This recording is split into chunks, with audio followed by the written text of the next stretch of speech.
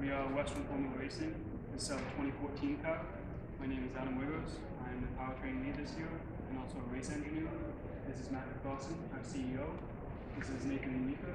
He was powertrain lead last year and he's now in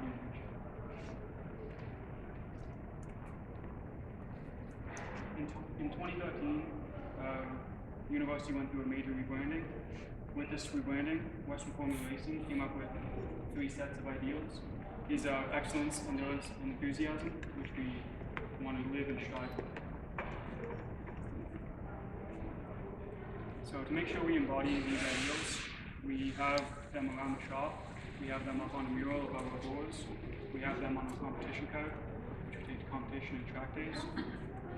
Today, we're going to tell you about how a team lives and strives through these ideas.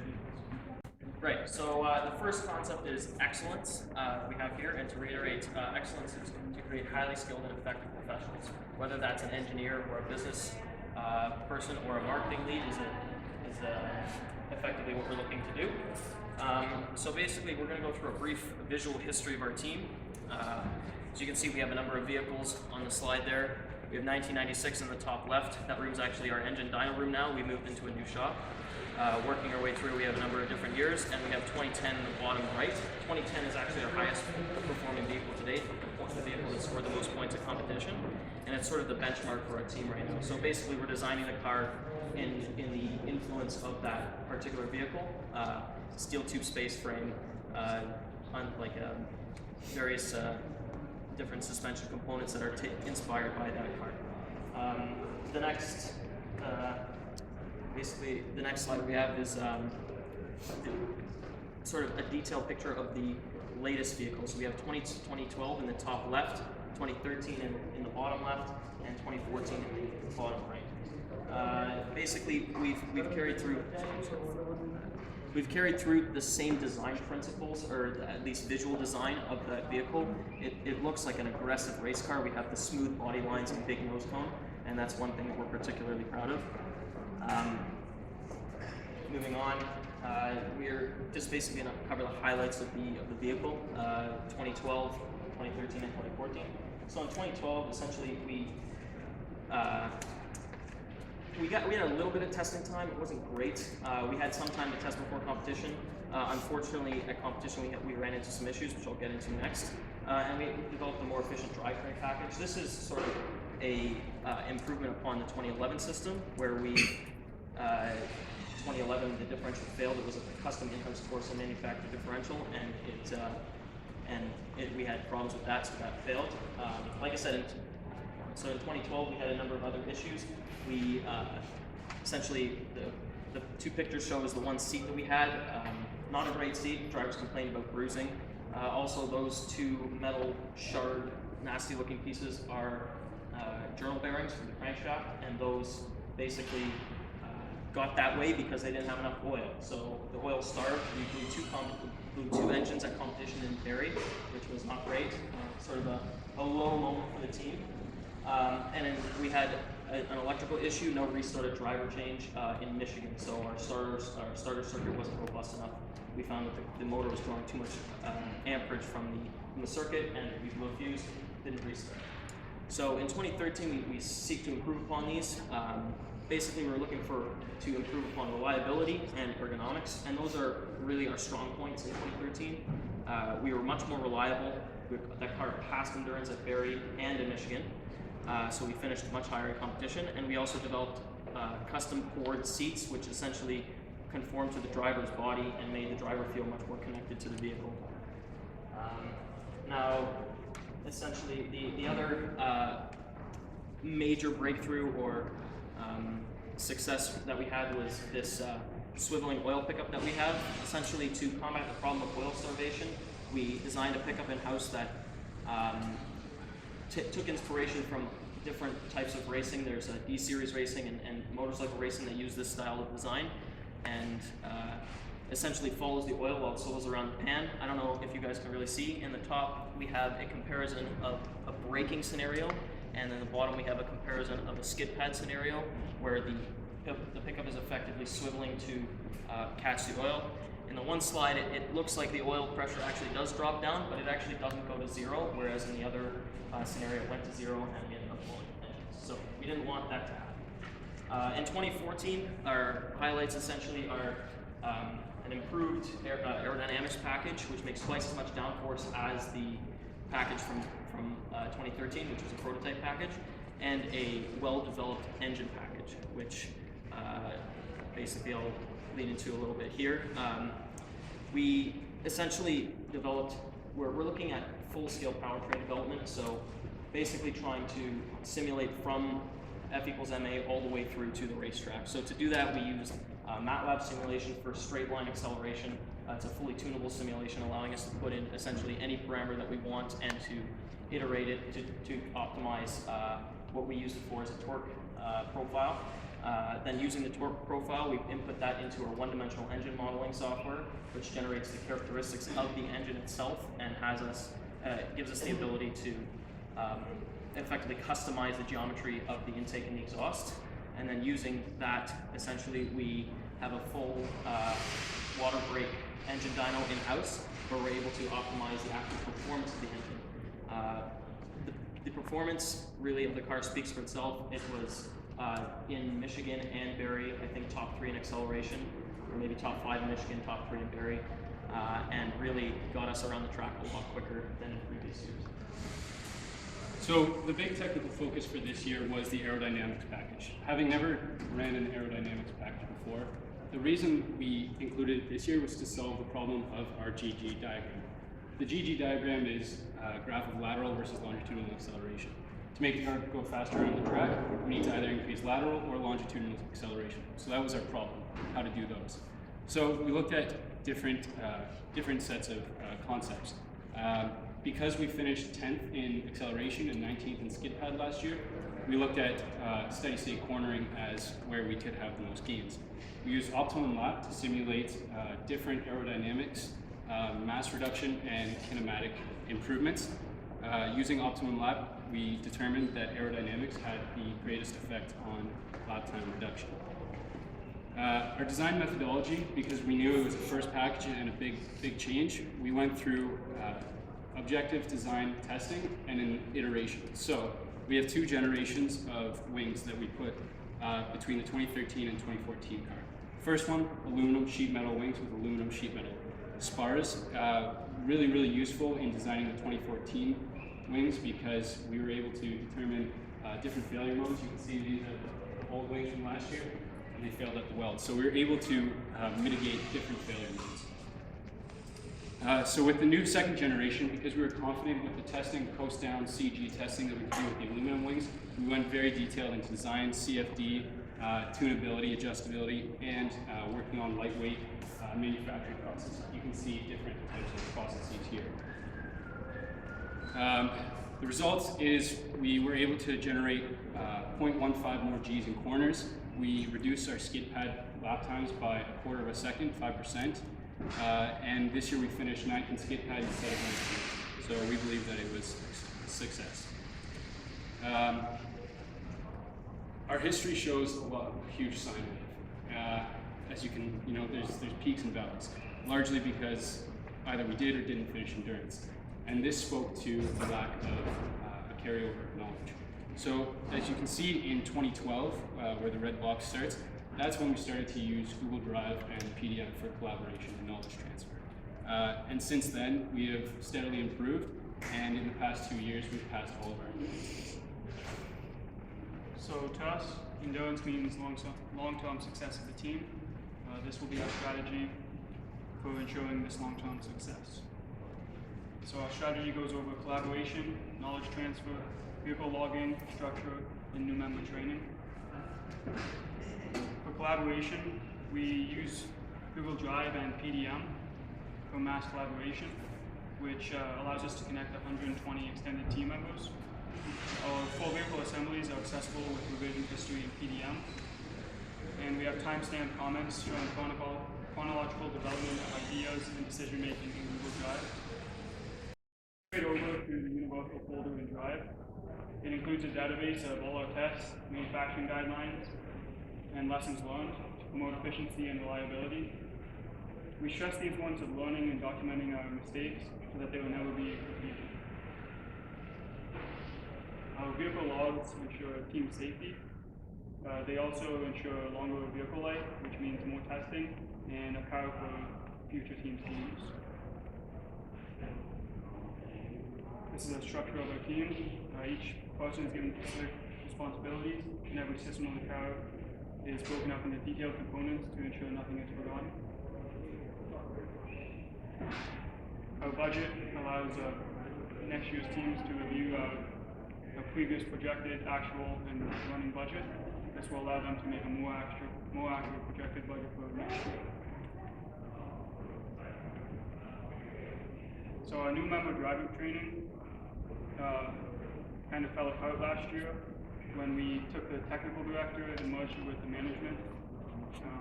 When the technical director was promoted to technical component, he was unable to take on the new member responsibility training. But in 2013, we got about 50% more people on our team, and this was available by having our projects go from the design, manufacturing, testing, and presentation, just like we do, not actual components on the car. We learned from our mistakes, and we have reinstated and dedicated team management. Yeah, so enthusiasm. Basically, our third concept is to have fun as a team. We strive to do this in many different ways.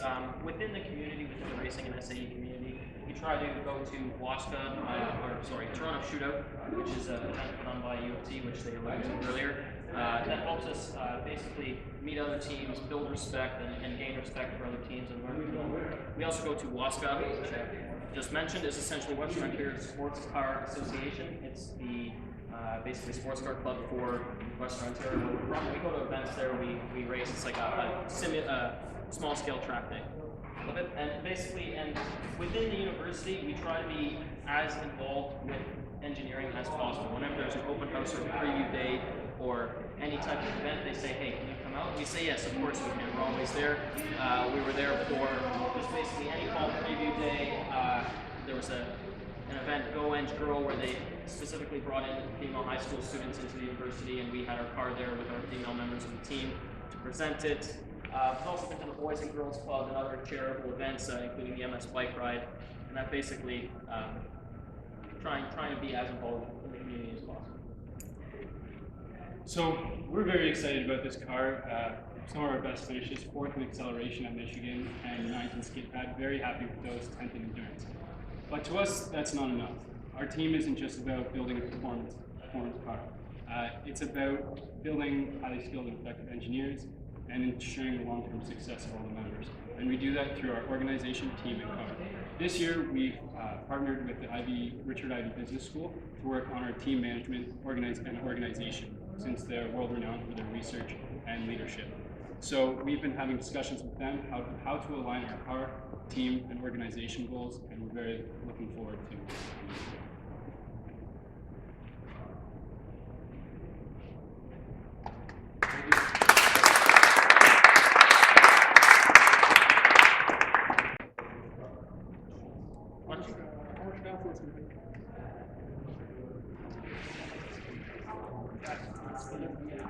At 60 per hour. 120. 120 pounds. I didn't personally. So did you make? Sorry, go ahead. How much gas will it be? 60 kilometers an hour, 120. That's from what I remember. Yeah. How much weight does an aero package have to 27 pounds. And we were able to reduce the weight of the whole car by 30 pounds, even with the extra weight. So front and back is Front and back. pounds. And you said you can get 120 pounds of downforce at 60 kilometers. And you're saying, and did you take into account drag at all or no? Yes. We looked into drag because obviously there's fuel efficiency issues. But from a sense of lap times, we, in the cornering, drag's not an issue in terms of speed. If you can't get the grip, who cares about the drag? So that was sort of our philosophy in the aerodynamics package. But in a straight line, definitely an issue. The front wings, because of the ground effect and because it's covering the wheels and the side pods, there's not much drag. The rear wing, of course, there is drag. That's why this year we're looking into implementing a drag reduction system. How would you validate the downforce? We haven't gone into our validation session yet with this set, but with the aluminum set of wings, we took the car to Grand Bend Motorplex, coast down testing for drag, strain gauges on the suspension to get loads. Was there a reason why you guys didn't do an undertray in your aero package? The aerodynamics package was supposed to have an undertray, and the way that it was designed this year was each component was designed on its own for that optimal system. So the wings were actually designed on their own separate from the vehicle. The undertray was designed on its own separately from the vehicle. And then each part was put on the car in the vehicle assembly and modified from its ideal geometry. And when we put the undertray into the system, it was barely giving us any downforce. So compared to the weight and manufacturing, we were definitely looking into it this year. Part of it is that our chassis design had already been locked in. A lot of our ride heights had been locked in, so we were able to do the modifications. Is the wings, are the wings, the aero package something that you see staying on the car in future years? We've seen 3-second improvements on 60 second times with the aero. Fuel efficiency barely dropped. It's actually, and we think we attribute some of that to driver handling. It's a lot smoother with the car. There's a lot more stability, overtaking moments with the wings. Braking is a lot faster as well. So yeah, definitely. Have you done back-to-back testing with wings, without, with the same car, keeping everything else the same? With same this set of conditions? wings, no, but we have with the aluminum. Previous one? We haven't done a lot of wing testing with this car because we did so much with the aluminum, and we did back-to-back, and we 100% was faster with those. And we were able to validate our simulation versus actual results, so we know that our CFD ultimate lap predictions are very closely related to our on-track. What's your top speed? Top speed is limited by downforce. So You're aero limited. Yes. yes. Yeah, that's why I pulled this graph up here essentially to show. So this is the results of our lap sim. Really kind of a tiny picture, but the top, line here is the drag limit that we have. Traction limit, and the bottom here is the drag limit. So essentially, obviously, the drag limit is going up as we increase in speed, and at around this point here, which is, I believe, with this gear ratio around 125 kilometers an hour, it tops out. Well, with the gear ratio and with the drag limit as well. So we can change the sprocket size if we shifted our power band, if we shifted the gear ratio to, right now we drive primarily second, third, and fourth. Fifth and sixth with the ratio kind of works out to be around the same. But if we move the whole ratio over a little bit, driving first, like this speed increase that we would see at 6 would essentially we'd be dragging a little bit down. So, Did you look into removing the top gear? Right. Yeah, we have looked into that. Unfortunately, we didn't at this point. With the timeline for this year, we weren't able to complete that. We know in previous years the team has done that, so we're looking to ask people from previous years their experiences and essentially how we might do that. That would be something that we can understand. So you were still in all of the conditions, you guys are not recognized? No. The decision for that essentially is one of, I guess, it's sort of everything: complexity, reliability, cost, sort of uncharted territory. We did a lot of testing with the static pickup and sort of baffles within the system. We must have run 8 to 10 different baffle designs, and then we were looking essentially at what else could we do. The drive shaft was this close to being done, and then we looked at the swiveling pickup and said, well, what if we try it? Let's see what we can do. The problem with the F4i is the engine that we're running. The problem with the F4i, the shape of the bottom is it's sort of the oil pickup is not in the center, so we still lose a little bit of performance from the system in certain situations. For example, right-hand turns, the left side of the pan is bigger than the so it has more volume on the right side, so it sloshes up into that area, so we lose it there. Same thing with braking, it's towards the back a little bit more, so we lose a little bit of performance there. But like I said, with dry sump, you know, it would cost more. We machine pick up at house, so it was cheap.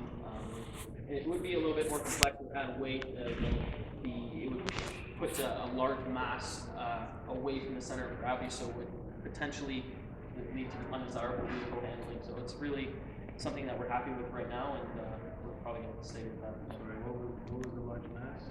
The oil or dry sump system. Yeah. Then if your engine isn't running, Exactly. blow your engine. That's a good point. Like I said, well, we're happy with the system the way it is right now. But something we could consider, I guess, if we ever do that. That's a cool idea. Yeah, we Actually, actually, innovation award at Michigan last year. Yeah, we're very proud. actually we won second place. We won home The award. team that won the first place had a great design for a carbon fiber lattice tube. And essentially, they wanted to use it for their drive shafts. But the problem is they generated so much torque that they couldn't find a way to secure it.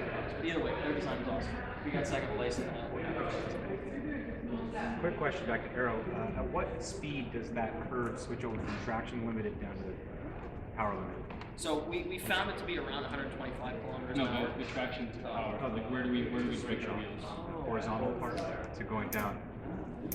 Because you're benefiting on the straight side, but not on the higher speed side.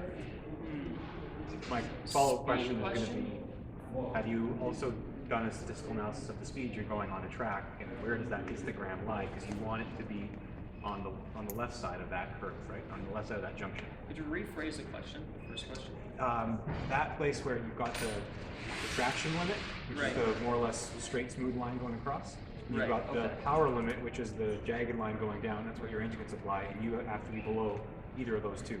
So when you cross over to the power limit, which is right there where you go from the straight line to the one that's going down. What speed is it What actually? speed? Yeah, I guess that's So the x-axis that's- coordinate. It looks like, well, with this particular gear 60. ratio, we're topping out. Well, on this graph, it's 60, but with this gear ratio, it would be around 60, and we're actually in second gear when we dip below. And what was the next question? Do you know what your mean speed is? The mean speed. The average tracks at Michigan were meant to drive at 60 kilometers an hour. Okay. Okay, so ideally you'd want to push that farther up, maybe trim your Yeah. airflows a little bit. Trim the airfoils, sorry? I mean, if you trim your airflows more, that crossover would happen. The crossover for the traction limit? Yeah. We would want more airflow, right? We need more traction. It sounds like you're crossing over right at the place where you're spending most of your running, right? So you want to be in your positive, you want to be generating more downforce and not be traction. You want to be traction limited at At an earlier time, where we're spending less time. yeah. You could be too draggy. You want to maybe shift that farther. Well, I mean, sorry, we're probably picking on this because we're aero guys, but I mean, out of the percentage, right? How much time? What's the percentage of effort that you guys put in your aero? Putting the air effects. Yeah, the aero, the whole thing, part of putting it together. But and I'm not talking about assembly. I'm talking about from design, concept, putting it together, like assembling it, testing, everything. For our Keystone project this year, 3 members took that on, taking responsibility. In total, I think there's probably about 15 members from manufacturing layup techniques. So from the actual design, specifically for this package, there was 3 members dedicated to that design out of a team of about 30. But it was, yeah, so it was very valuable though in terms of composites, manufacturing techniques, CFD, learning CFD. A lot of time was spent in the summer learning CFD, also improving our predictions for optimal. So You guys are hitting the age-long question: is it worth going to wings for the low speeds that the competition sees? Exactly. Right, and that's the same mentality with me. But it looks like they've quantified it, they've proven it number-wise, and the testing on track is also No doubt. supporting Back-to-back that too. tests. Seems the competition is trending. And realistically, it's not really something that affects the rest of the car. If your wing system becomes unreliable, realistically, you just eliminate it and you run without it. The rest of the car is still there. Potentially, it's. I've always been skeptical about it, but it's something Well, that can run in parallel with the rest of the car. The other part that you guys should think about, and I mean, you guys are going to have an easier time doing that than us old folks, but you be innovative about it, because this right here looks to me like what a Formula car looks like, right? Because it's got the cool wings and all that. But remember, they're doing that for their application because that's what worked for them over years of development. And by the way, I love that thing that you guys said about your database where you're able to share knowledge. That is a huge gap in so many teams, and that is fantastic. Yeah, So it's been kudos to huge you for guys us. on Our that. success Yeah. over the past 3 years has just been increasing. That's It's really like- good. But I mean, the point there is, Yeah. find out something. You guys will come up with great ideas to make it effective and not take away from your performance. You know, and you can actually improve it time after time. So Right. it's a great start, but you know, keep working on it. Don't just take it as it is. Oh, and be like, definitely. we took it and we'll carry on. So. Thank you. As advice to you guys, just you mentioned earlier, you try to optimize the shape of the components ahead of time, try to get it set, start integrating earlier. With some of the other designs we've seen, certain teams that integrate suspension out of everything. That requires it's either that and it's part of the class is great. But then when it gets implemented, it's almost like magic. And all the elements are set directly to the tires. The one thing that we do like about this package for our first year package is that because the car was designed first without the wings and then with the wings afterwards, because it was such a new concept, we took the wings off, the car would perform perfectly.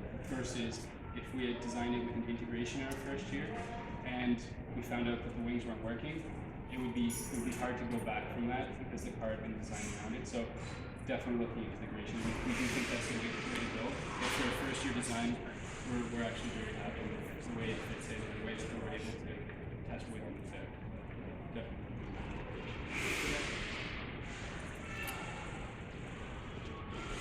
You guys have more questions after, or? I think we're good for now. Good Move on job. to the last